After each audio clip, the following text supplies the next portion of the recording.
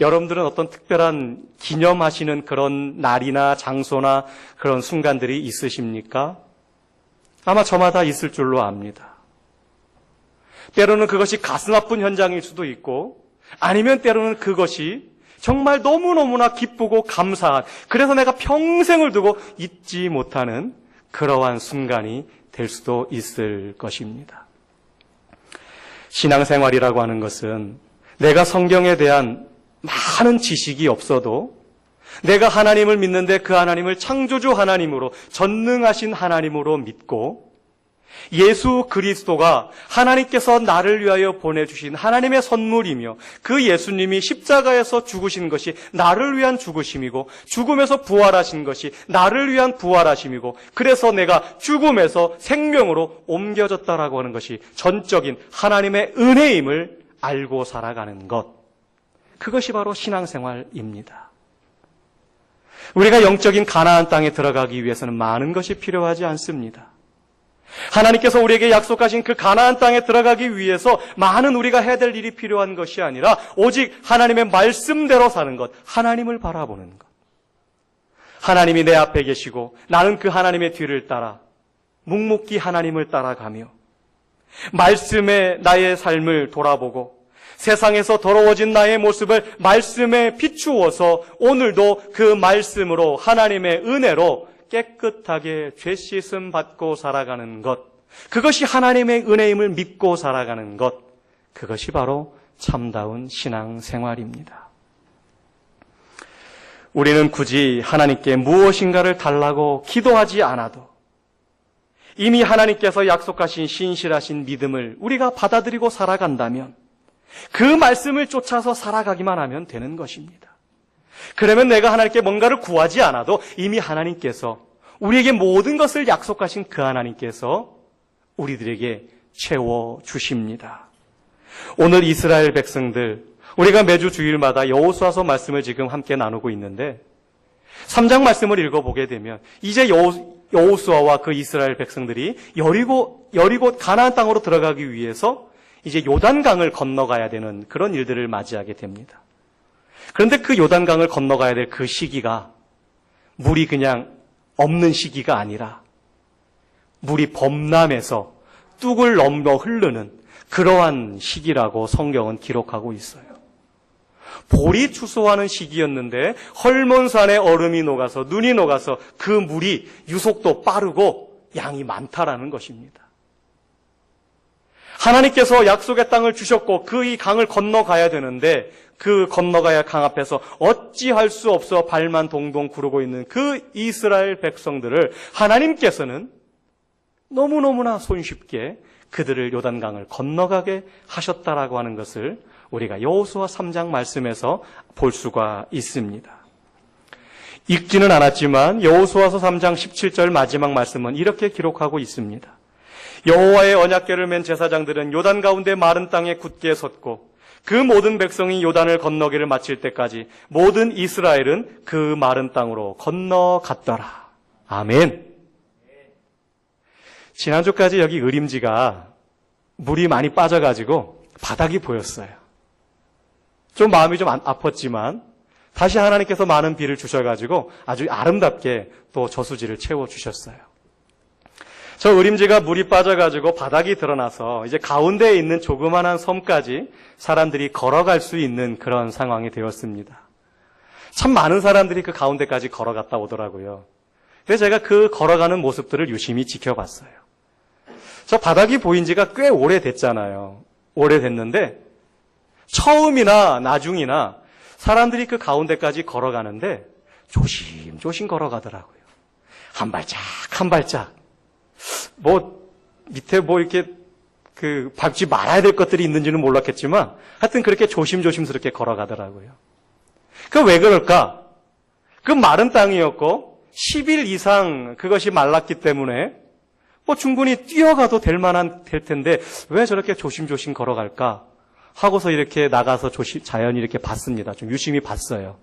그랬는데 그 땅이 젖어 있더라고요. 분명히 마른 지가 오래됐는데도 질퍽질퍽해서 사람들이 그렇게 막 쉽게 건너가지 못하더라고요.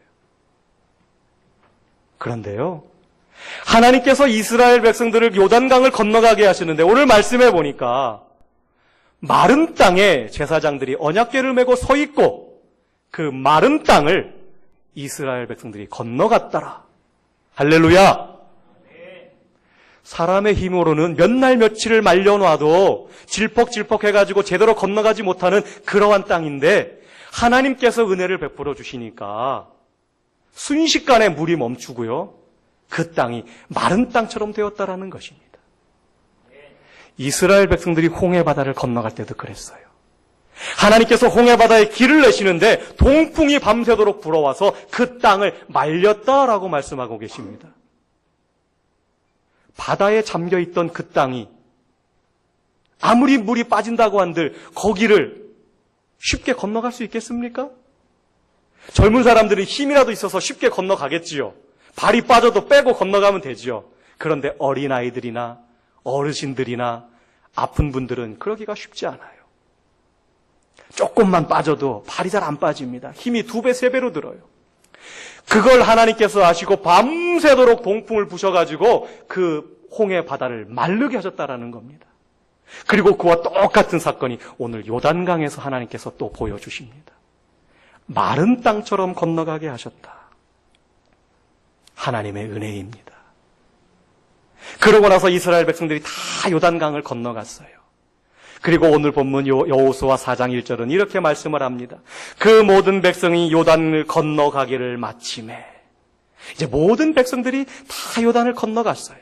하나님의 전적인 은혜로 이스라엘 백성들은 아무것도 하지 않았는데 하나님께서 물을 멈추게 하시고 바람을 부르셨는지 어떻게 하셨는지 모르겠지만 하여튼 그 땅을 마르게 하셔서 아주 가벼운 마음으로 그 땅을 걸어갔습니다. 다 건너갔습니다. 그것이 다 건너가고 난 다음에 하나님께서 여호수아를 통해서 말씀을 하십니다. 그 모든 백성이 요단을 건너가기를 마침에 여호와께서 여호수아에게 말씀하여 이르시되, 하나님께서 은혜를 베풀어 주시고 나서 이제 여호수아를 통해서 이스라엘 백성들에게 하실 말씀이 있으셨던 것 같습니다. 과연 그 말씀이 무엇일까? 왜 그 말씀을 하실까? 우리에게 무슨 의미가 있을까? 이 시간 그것을 함께 나누려고 합니다. 우리는 한평생 노력해도 이루어지지 않을 그러한 문제들이 분명히 있어요. 그러나 하나님께서 그 문제에 개입하시면 순식간에 눈 깜짝할 새에 모든 문제가 해결되어져 버립니다. 할렐루야! 우리 사람은 아무것도 아니에요. 평생토록 노력하고 그것 가지고 씨름해도 어느 한 구석 하나 변화시키지 못하는데 하나님께서는 한 번에 변화시켜 주십니다. 마치 이스라엘 백성들을 홍해바다를 건너게 하시고 요단강을 건너게 하시는 것처럼, 그것도 마른 땅을 건너가게 하신 것처럼 그 하나님의 은혜가 오늘도 저와 여러분 가운데 임하기를 바랍니다. 하나님은 약속하신 것을 이루어 주시는 분이십니다. 우리에게 복을 주시겠다고 분명히 약속하셨어요. 그러면 반드시 우리에게 복을 주십니다. 내가 너희와 세상 끝날까지 함께 하리라 말씀하신 그 하나님께서 오늘도 우리와 함께 하십니다. 아멘. 하나님은 결코 우리를 떠나신 적이 없습니다. 하나님은 말씀하신 것을 반드시 이루시는 하나님이십니다. 우리가 어떤 어려움에 처하든지 우리를 건져 주시겠다라고 약속하셨습니다. 반드시 그렇게 해 주십니다. 하나님의 약속을 믿는 자만이 그 언약의 성취의 모습을 경험하게 되고 하나님을 찬양하게 되어집니다. 약속의 땅 가나안은 믿는 자가 들어가는 땅입니다. 하나님의 언약의 성취는 그 하나님의 말씀을 믿는 자가 누리는 하나님께서 우리들에게 주시는 복이라고 하는 사실입니다. 오늘 본문에 보게 되면은 하나님께서 무엇을 우리들에게 요구하시는지를 우리가 정확하게 알 수가 있습니다. 하나님께서 여호수아에게 말씀을 하십니다. 요단강을 다 건너간 다음에 하나님께서 여호수아에게 말씀하십니다. 그 들은 말씀을 여호수아는 또한 백성들에게 다 전합니다. 하나님께서 하신 말씀을 그대로 백성들에게 전합니다. 자, 그러고 나서 백성들의 반응이 궁금하잖아요. 하나님의 말씀을 여호수아로부터 들은 백성들의 반응이 어떠했느냐? 그 말씀에 순종합니다. 제사장들의 어깨에 맨 언약궤가 움직이거든 그 언약궤를 보고 뒤따르라. 그 말씀 앞에 백성들은 100% 순종합니다. 왜요? 왜 그렇게 해야 되는데요? 그럼 어떻게 되는데요? 그렇게 묻지 않았습니다. 언약궤가 움직이니까 멀리 떨어져서 따라갑니다. 순종합니다. 그랬더니 어떠한 일들이 일어났느냐? 하나님의 언약이 성취가 되었습니다. 하나님께서 약속하신 그 요단강을 건너고 가나안 땅에 드디어 들어가는 놀라운 역사의 현장에 그들이 서게 되었다라고 하는 사실입니다. 할렐루야! 그런데요, 성경을 보니까 똑같은 일들이 또 있었어요. 하나님께서 이스라엘 지도자 모세에게 하나님께서 모든 말씀을 하셨어요.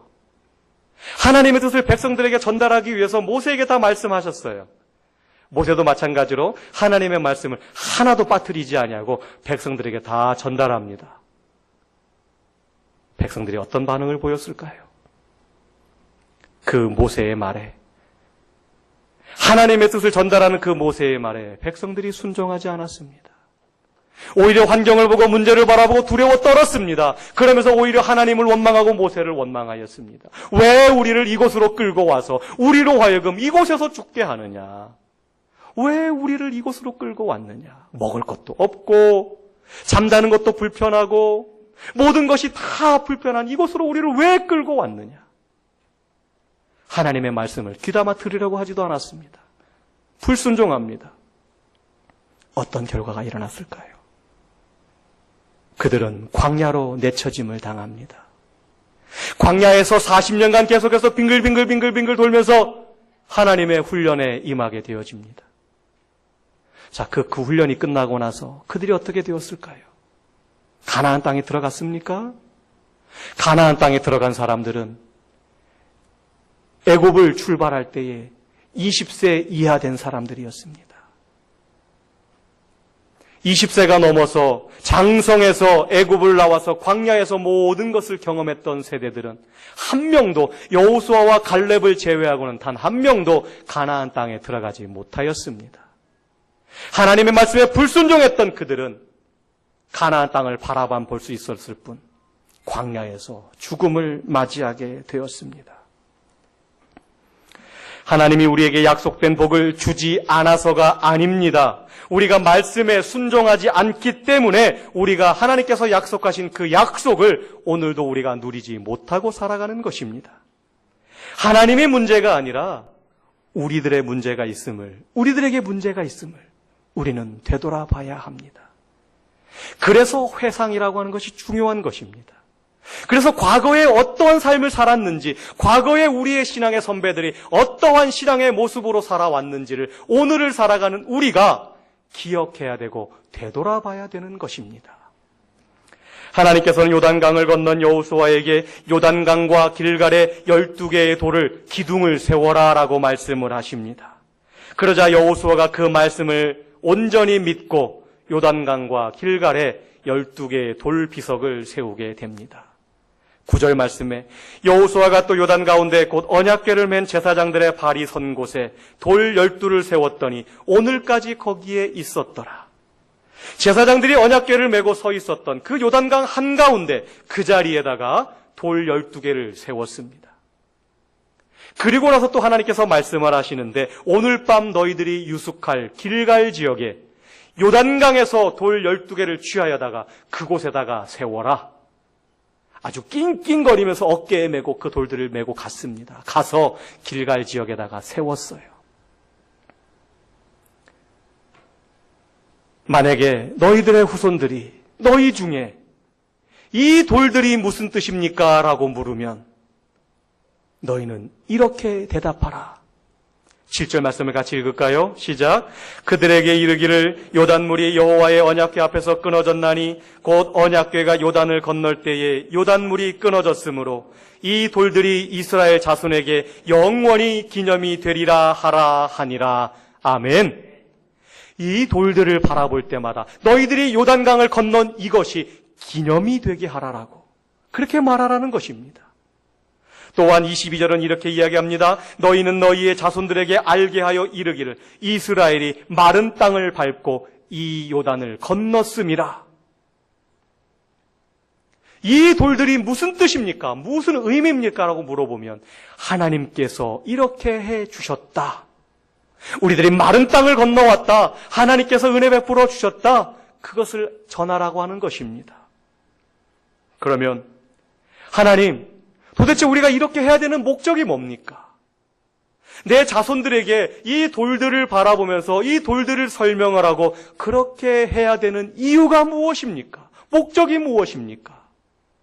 24절은 우리들에게 이렇게 이야기합니다. 같이 읽겠습니다. 이는 땅의 모든 백성에게 여호와의 손이 강하신 것을 알게 하며 너희가 너희의 하나님 여호와를 항상 경외하게 하려 하심이라 하라. 아멘. 요단강과 길갈 지역에 그 기념비를 세우게 하신 목적은 요단을 건너게 하신 하나님을 알게 하고 또 그 하나님을 영원토록 경외하기 위함이라고 오늘 성경은 우리들에게 말씀해주고 있습니다.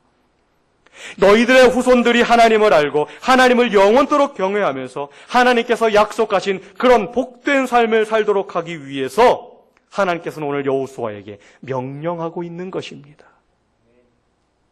분명히 이 은혜를 경험하지 못한 세대들, 분명히 살아가는 중에 이 믿음이 흔들릴 것을 알고 계셨습니다. 지금 이 세대들이야 하나님의 은혜를 경험했으니까 그것이 얼마 동안은 가겠지요. 그러나 그것이 우리들의 인간의 기억은 얼마 가지 않으면 잊어버립니다. 까마득하게 잊어버립니다.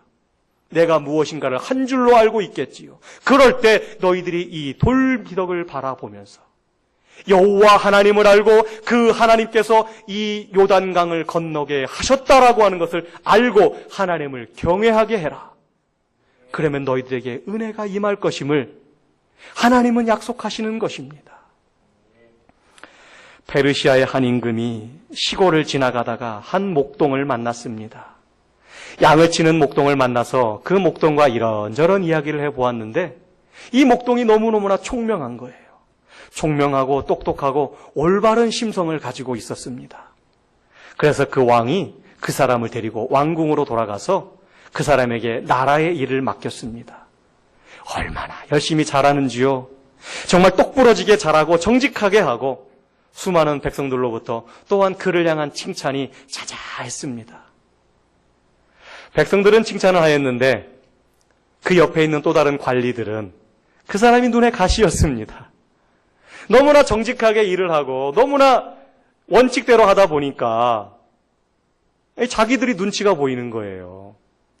그동안 백성들을 조금 속여서 하나만 거두어드리면 될 세금을 3개를 걷어서 2개는 자기 주머니에 넣고 하나만 나라로 들어갔는데 이 백성들의 원망이 소리가 들리잖아요. 그 잘하고 있는 사람 한 사람을 보면서 자기들의 과거의 삶을 뉘우치고 올바로 살아가면 좋을 텐데 그러지를 못하고 저 사람만 없어지면 우리가 옛날처럼 더 떳떳하게 나쁜 짓을 하리라 그렇게 생각을 하는 거죠. 그래서 저 사람도 분명히 흠집이 있을 것이다. 뭔가 숨기는 게 있을 것이다. 그 사람의 뒤를 미행을 했어요. 미행을 해봤더니 글쎄 이 사람이 매일 밤마다 퇴근하고 나면 자기 집으로 가는데 어느 방으로 들어가요. 그 빼꼼 이렇게 멀리서 이렇게 바라보니까 그 방 안에 커다란 상자가 하나 있는 것입니다. 근데 이 사람이 그 상자를 이렇게 열고서는 한동안 물끄러미 보고 있는 거예요. 뭐 다른 거 아무것도 안 해요. 물끄러미 보고 있다가 상자를 조용히 닫고 나와서 가서 잠이 드는 겁니다. 매일 밤 그렇게 하는 거예요. 그 사람을 흠집 내려고 하는 자들이 생각하기를 분명히 저 상자 안에는 어마어마한 보물이 숨어 있을 것이다. 저 사람이 겉으로는 착한 척하고 정직한 척하지만 분명히 뒤로 뇌물도 받고 착복도 하고 그랬을 것이다. 얼른 가서 임금님에게 알려줘야지. 그 다음날 갔어요, 임금님에게. 임금님을 모시고 그 사람의 집에 갔습니다. 이제 그 목동이었던 사람도 갔지요. 임금님께서 자, 저 상자를 한번 열어봐라. 다른 사람들 지금 기대가 찹니다. 잘 됐다. 딱 걸리기만 해라 이제. 딱 열었는데 그 안에 보니까 그 안에 들어있던 것은 황금 금은 보화가 아니라 이 사람이 목동 시절에 입었던 낡은 옷가지들과 목동 시절에 썼던 막대기와 또한 기타 여러 가지 물건들이 그 안에 들어있는 것이었습니다. 임금님이 묻습니다.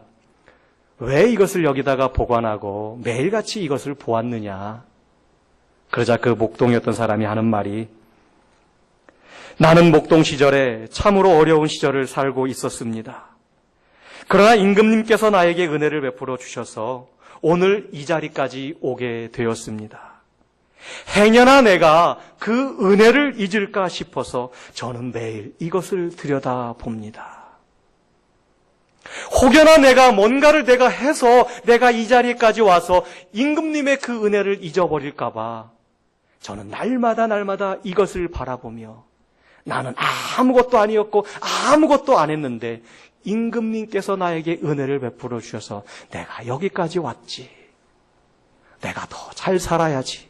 그렇게 다짐을 했다라는 것입니다.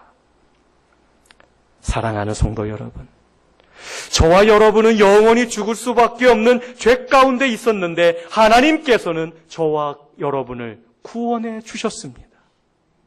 그 어떤 것으로 해결할 수 없었던 이 죄의 문제 속에서, 영원히 지옥불에 들어갈 수밖에 없는 그 죄의 문제 속에서 하나님의 전적인 은혜가 저와 여러분을 살려주셨다라고 하는 사실입니다.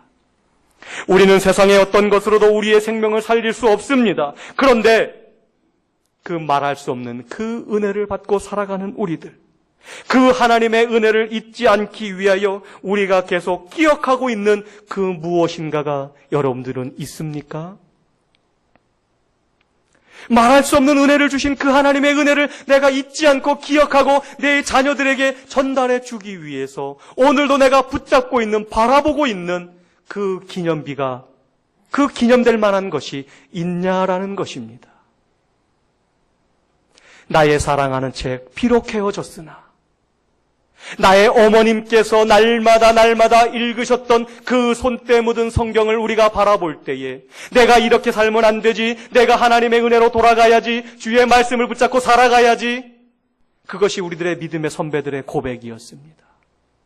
누가 볼 때는 낡은 성경 하나에 불과하겠지만 그것이 그 집안의 가보요, 그것을 바라볼 때마다 하나님께로 돌아갈 수 있는 은혜가 되었다라고 하는 것입니다. 하나님께서는 12개의 돌을 갖다가 기념비를 세우라고 하신 이유가 바로 거기에 있는 것입니다. 너희들은 끊임없이 나를 배반하고 배신하고 내 말에 순종하지 않았지만 나는 너희들을 여기까지 인도했노라. 너희들이 이것을 볼 때마다 나의 은혜를 기억하고 나의 은혜로 돌아와라. 그리고 이것을 너희 자손 대대로 물려주어라. 가르쳐라. 하나님께서 말씀하시는 것입니다. 요단강을 건넌 것은 하나님의 전적인 은혜입니다. 이스라엘 백성들의 노력은 눈꼽만큼도 없습니다. 그들이 한 것은 아무것도 없습니다. 그저 하나님의 말씀에 순종하였더니, 하나님의 말씀에 두렵고 떨리는 마음으로 나아가 순종하였더니 하나님께서 모든 것을 이루어 주셨습니다. 하나님의 은혜를 빼놓고는 요단강 건넌 것을 설명할 수가 없습니다. 우리가 구원받고 하나님의 자녀가 된 것은 하나님의 은혜를 빼놓고는 설명할 길이 없습니다. 우리가 무엇을 했습니까? 내가 하나님 앞에 무엇을 했습니까? 내가 무엇을 했길래 그 대가로 구원을 받았습니까? 한 것이 아무것도 없습니다. 우리가 어찌 감히 하나님 앞에 우리의 모습을 당당하게 내어놓을 수 있을까요? 하나님은 출애굽기 20장 24절에 이렇게 말씀하십니다. 내게 토단을 쌓고 그 위에 내 양과 소로 내 번제와 화목제를 드리라. 내가 내 이름을 기념하게 하는 모든 곳에서 내게 임하여 복을 주리라. 하나님의 이름을 기념하는 곳에, 하나님의 이름을 기념하는 곳에 하나님께서 임하시겠다라고 말씀하십니다. 단순히 임하시는 것이 아니라 임하셔서 복을 주시겠노라고 우리들에게 말씀하고 계십니다. 또한 25절은 우리들에게 이렇게 이야기합니다. 내가 네게 돌로 제단을 쌓거든 다듬은 돌로 쌓지 말라. 다듬은 돌로 쌓지 마라. 너희들이 뭔가 조그만한 수고를 하고 나서 하나님 제가 이만큼 했습니다. 이거 했습니다. 자랑하지 말라는 것입니다. 오히려 그것은 부정한 것이다. 그저 있는 것 그대로 하나님께 드리며 하나님께서 하셨습니다. 하나님의 은혜입니다라고 고백하라는 것입니다. 하나님의 이름을 기념하라는 것입니다. 그러면 하나님께서 그 자리에 임재하셔서 은혜를 베풀어 주시겠다라고 말씀하고 있는 것입니다. 오늘 우리에게는 십자가의 기념비가 있습니다. 우리는 저 십자가를 바라볼 때마다 그저 눈물이 납니다. 그저 감사합니다. 우리는 저 십자가를 바라볼 때마다 하나님의 은혜를 생각하지 않을 수가 없습니다. 어찌 나 같은 자를 살리셔서 내가 저곳에 매달려 있어야 되는데 왜 주님께서 매달리셨을까? 하나님 감사합니다. 우리는 날마다 십자가에 나의 삶을 내려놓으며 우리는 그 속에서 나의 삶을 낮추어 가야 합니다. 또한 우리에게는 성경이라고 하는 기념비가 있습니다. 우리가 어찌 살아가야 할지, 어떻게 살아가야 할지 이미 말씀을 통해서 우리에게 다 말씀해 주셨습니다. 우리가 그 말씀을 붙잡고 살아가면 우리는 과거 우리의 조상들이 경험했던 그러한 실패를 우리는 경험하지 않을 수 있습니다. 우리는 날마다 승리의 삶을 살아갈 수가 있는 것 아닙니까? 사랑하는 성도 여러분, 이제 우리는 나의 삶을 통해서 그 나의 삶 자체가 하나님의 이름을 높이는 기념비가 되어야 합니다. 나의 전적인 하나님을 믿는 그 믿음을 통해서 나를 봐라, 내가 하나님께서 살아계신 삶의 증거 아니냐. 나의 아들아, 딸아, 나를 보거라. 너희들이 세상 바라보지 말고 나를 보고 살아가거라. 하나님께서 나를 이만큼 인도해 주셨노라. 우리들의 삶의 모습이 하나님의 이름을 높이는 신앙의 기념비가 되어야 합니다. 요단강과 길갈에 세워진 12개의 돌, 그것을 바라보며 하나님의 은혜를 기억하고 후손들에게 하나님의 위대하심과 하나님의 은혜를 전달하였던 이스라엘의 백성들처럼 오늘 2016년을 살아가는 우리들은 여기까지 인도하신 하나님의 은혜를 기억하며 우리들의 삶을 통하여 나의 자녀들과 믿음의 후배들에게 이제는 그 위대하신 하나님을 전해야 될 줄로 믿습니다. 모든 것은 하나님의 은혜입니다. 그 은혜를 알고 그 은혜에 감사하며 전적으로 하나님 앞에 순종하는 자들에게 하나님께서는 은혜를 베풀어 주십니다. 우리는 이것을 영원토록 기념하며 이제는 내가 나의 삶이 그 하나님의 은혜를 기념하는 기념비가 되기를 주의 이름으로 부탁을 드립니다. 아버지 하나님,